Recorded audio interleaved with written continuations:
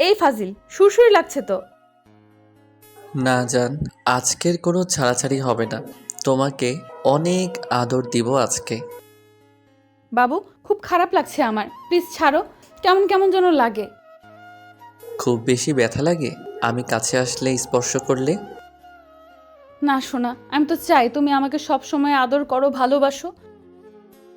তাহলে সব সময় এভাবে দূরে সরিয়ে দাও কেন? বাবু, তুমি জানো না আমার কতটা সুরসুরি আছে। তুমি এমন এমন জায়গায় ঠোঁটের স্পর্শগুলো দাও যার জন্য আমি পাগল হয়ে যাই। তাহলে বলছো যে তোমার শাশুড়ি লাগছে? শাশুড়ি লাগলে কেউ এমন করে? আরে সোনা, তুমি বুঝতে পারো না। তুমি আমাকে স্পর্শ করলে আমি পাগল হয়ে যাই, তারপর কেন বুঝতে চাও না? পাগল হয়ে কাজ নেই। তুমি চোখ বন্ধ করে রাখো, আমাকে জড়িয়ে ধরে রাখো, আমি তোমাকে আদর দিয়ে দেই। বাবু, একটু তো আস্তে আদর করো। এত পাগল হলে হয় বলো, যার জন্য আমার শরীরের মধ্যে কেমন যেন হয়। আর বাবা, ওটাকে অনুভূতি বলে। তুমি বুঝতে পারো না। ভালোবাসার মানুষের স্পর্শ পেলে মানুষের শরীরে এমন এক শিহরণ বয়ে যায়। তোমাকে বুঝিয়ে দিতে হবে সবটা, নাকি তুমি পিচ্ছি বলো? আমি পিচ্চি হতে যাব কেন? দুদিন পর তোমার পিচ্চির আম্মু হব। আরে বাবা, দুদিন পর পিচ্চির আম্মু হতে যাবে কেন? তাই তো 10 মাস সময় লাগবে। আর তুমি বলছো দুদিন পর বেবি হবে। দুষ্টু কোথাকার। এটা তো কথার কথা, আর তুমি আমাকে পিচ্চি বললে, এই জন্য বললাম। তুমি কথাটাকে ঘুরিয়ে অন্যদিকে নিয়ে যাচ্ছ। প্লিজ সোনা, এখন আমাকে আর সুরসুরি দিও না, আমার অনেক লাগছে তো। ওকে, সুরসুরি দেব না, শুধু আদর দিব, কেমন? এখন চুপ করে থাকো তো, আমাকে আদর করতে দাও সোনা। দেখো, ভালো লাগবে। কথাগুলো বলেই নাইম নাদিয়ার শরীরের ঠোঁটে স্পর্শ দিতে লাগলো। নাদিয়ার তত বেশি শিউরে উঠছিল, কারণ নাইম ওকে পুরো উত্তেজিত করে ফেলেছে। নাদিয়া যতই বলে ও সুড়সুড়ি লাগে, তারপরও ও কখনো আটকাতে পারবে না, কারণ নাইমের প্রতি ও প্রচণ্ড পরিমাণে দুর্বল। সেই ছোটবেলা থেকেই নাদিয়া নাইমকে ভালোবাসে, আর ও ভালোবাসাটা বুঝতে পেরেছিল, কিন্তু তারপরও চুপ ছিল। নাদিয়া নাইমের মামাতো বোন, ওদের সম্পর্কটা এমন যার জন্য নাইম সবটা জানার পরও নাদিয়ার কাছে আসতো না। কিন্তু যখন থেকে নাদিয়াকে ভালোবাসতে শুরু করেছে, তখন থেকে ওর শূন্যতাটা নাইমের কাছে কাজ করতে শুরু করে। ওকে না বলে থাকতেও পারছিল না, আবার বলতেও পারছিল না, কারণ ওদের পরিবারের সম্পর্কটা তেমন একটা ভালো ছিল না। আর নাদিয়া ভাবতো নাইম ওকে পছন্দ করে না, ওই জন্য হয়তো দূরে সরে থাকার চেষ্টা করে। দুজনে একই কলেজে পড়তো, 2টা বছরের মাত্র ব্যবধান ওদের মাঝে ছিল। নাদিয়া জানে নাইম ওকে যতটা বুঝতে পারবে অন্য কেউ ততটা বুঝতে পারবে না। ওদের পরিবারের মাঝে ঝামেলা থাকলেও ওদের মাঝে তেমন কোনো ঝামেলা ছিল না। আর সবচেয়ে বড় ঝামেলা হওয়ার কারণ হচ্ছে নাইমের বড় বোন নাদিয়ার ভাইয়াকে একটি মেয়ের সাথে রিলেশন করতে সাহায্য করেছিল, আর তার সাথে পালিয়ে যেতেও সাহায্য করেছিল। ওই জন্য নাদিয়ার আব্বু আম্মু ওদের উপর প্রচণ্ড পরিমাণে রেগেছিল।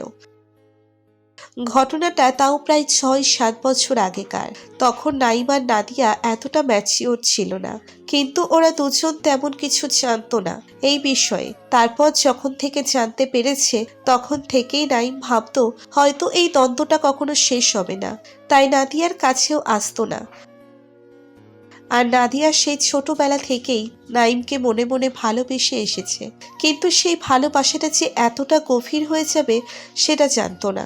নাইম মাঝে মধ্যে নাদিয়ার বাসায় যেত, আর নাদিয়ার আব্বু ওকে দেখতে পারতো না, কারণ ওই যে ঘটনাটা বললাম ওই কারণে।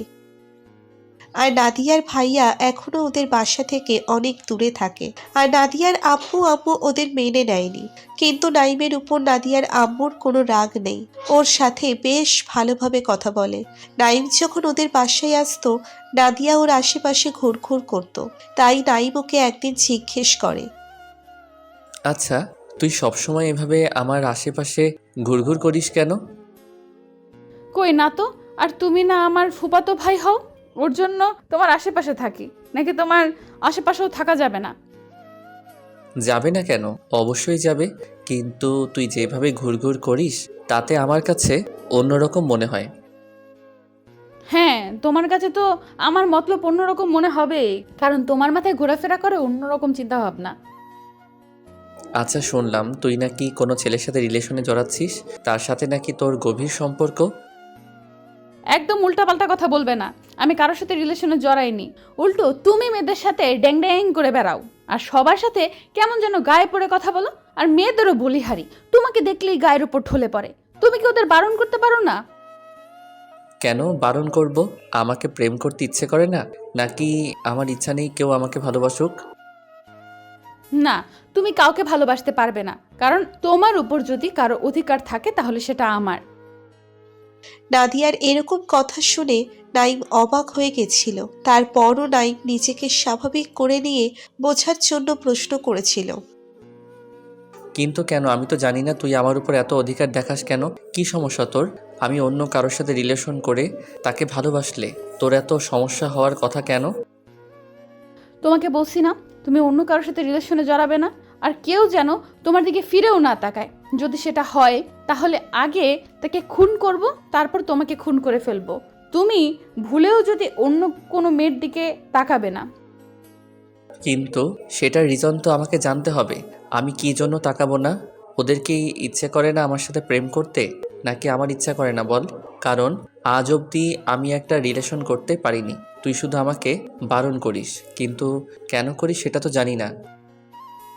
আর তুই আমার সাথে তেমনভাবে কথা বলিস না, আমার থেকে দূরে দূরে থাকিস। যদি ওরা রিলেশন না করে তাহলে তুই আমার সাথে রিলেশন কর। তোমাকে বারণ করছি, তুমি করবে না। আর আমি দূরে থাকি কারণ তোমাকে আমার ভয় লাগে। কখন কি করে বসো তার ঠিক নেই। আর কি বললে? তোমার সাথে আমি রিলেশন করব? তোমার মতো একটা বাজে ছেলের সাথে আমি রিলেশন করব সেটা ভাবলে কি করে? তাহলে আমাকে ওদের সাথে কথা বলতে দিস না কেন? তুই যদি না বলিস আজকে তুই এই কথাগুলো কেন বলেছিস, তাহলে কিন্তু আমি সত্যি ওদের সাথে আরও বাড়িয়ে বাড়িয়ে কথা বলবো। তখন কিন্তু সেটা তোর জন্য ভালো হবে না। একদম খুন করে ফেলবো এমন বাজে কাজ করলে। আমার থেকে খারাপ আর কেউ হবে না। কিন্তু কেন? আমি তো সেটাই জানতে চাই, আর তুই সেটা আমাকে বলিস না। প্লিজ বল কী জন্য।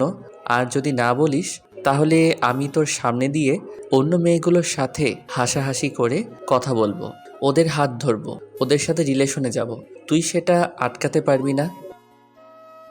নাইমের কথা সেদিন নাদিয়া ওর শার্টের কলার ধরে অনেকটা কাছে চলে আসে।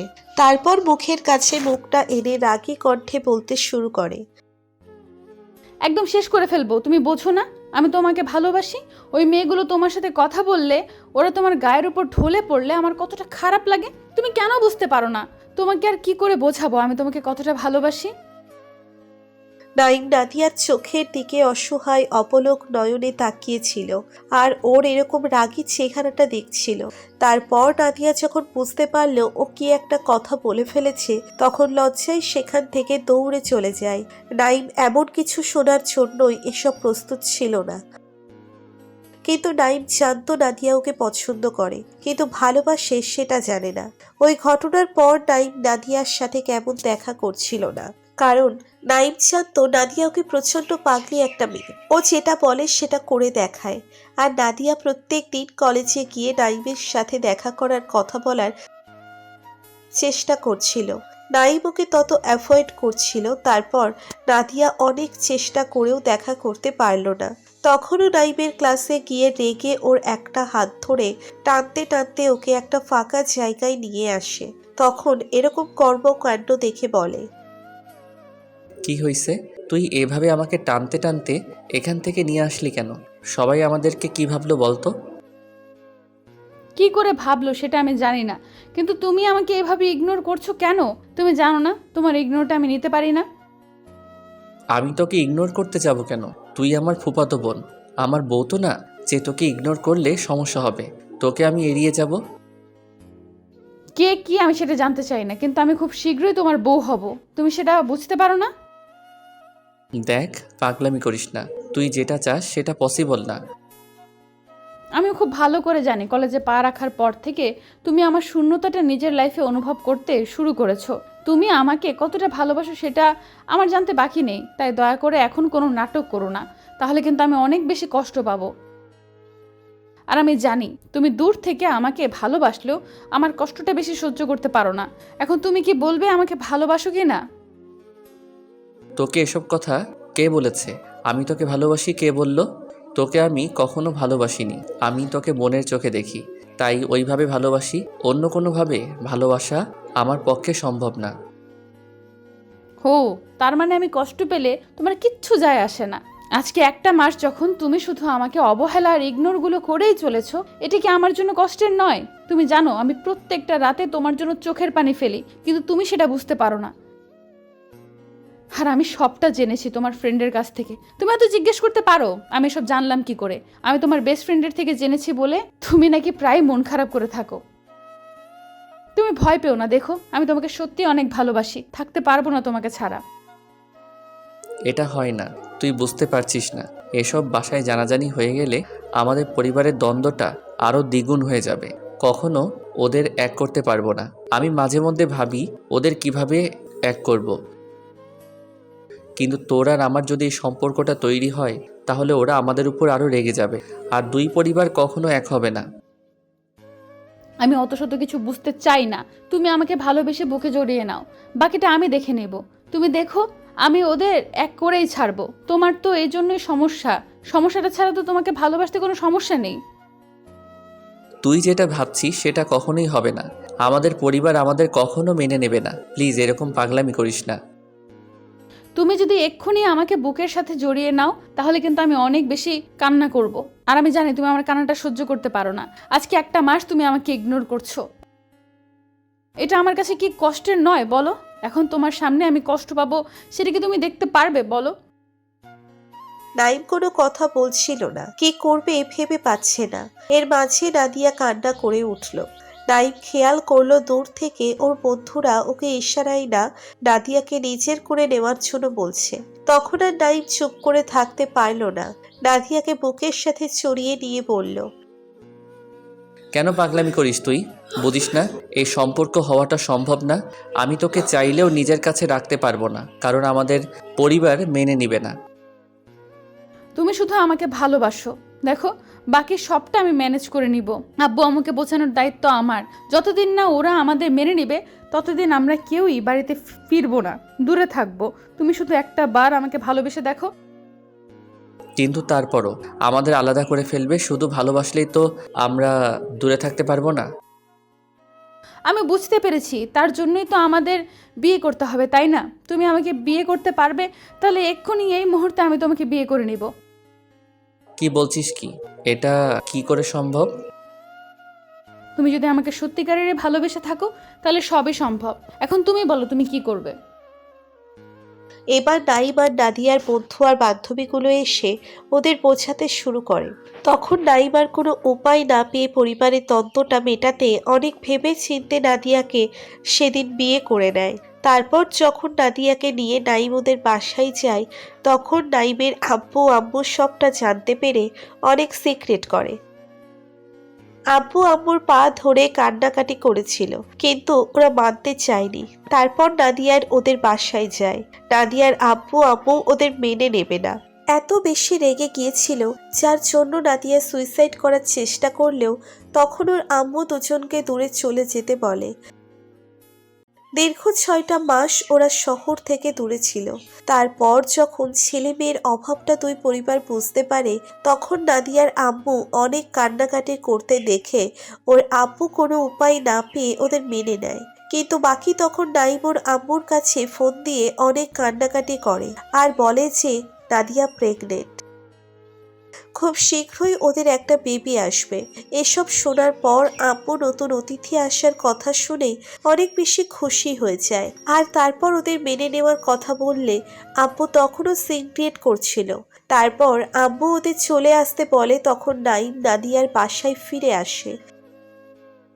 তারপর নাদিয়া ওর আব্বু আম্মুকে নিয়ে গিয়ে নাইমের প্রেগনেন্সির কথা বললে আব্বু আর রাগ করে থাকতে পারেনি। ওদের পরিবারের দ্বন্দ্বটা সেদিন মিটে যায়। ওই 6টা মাস যতদিন নাইম নাদিয়া স্বামী স্ত্রী ছিল, তারপরও ওদের মাঝে কোনো ফিজিক্যালি রিলেশন হয়নি। ওরা এটাই ভেবে নিয়েছিল যত দিন অবধি না ওদের পরিবার মেনে নিবে ততদিন ওরা দুজন দুজনের থেকে দূরে থাকবে। আমাদের প্রেগনেন্টের অভিনয়টা শুধু নাইমের আব্বুকে মানানোর জন্য করানো হয়েছিল। তারপর আর কি, আব্বুর সবটা মেনে নেওয়ার পর নাইম নাদিয়া আজকে সবাইকে বলে দিয়েছে ওদের মাঝে এমন কিছু হয়নি। তখন আব্বু আম্মু অনেক খুশি হয় আর ওদের শ্রদ্ধা করার জন্য ওরা বলে ওদের নতুন করে আবার বিয়ে হবে। আর সেটাই হয়েছে। 1 সপ্তাহ পরে ওদের বিয়ে হয় আর আজকে ওদের বাসর রাত ছিল। বাসর রাতে দুজনের মাঝে কি কথা হলো সেটা তো আপনারা জানতেই পারলেন। তো ভালো থাক ভালোবাসা।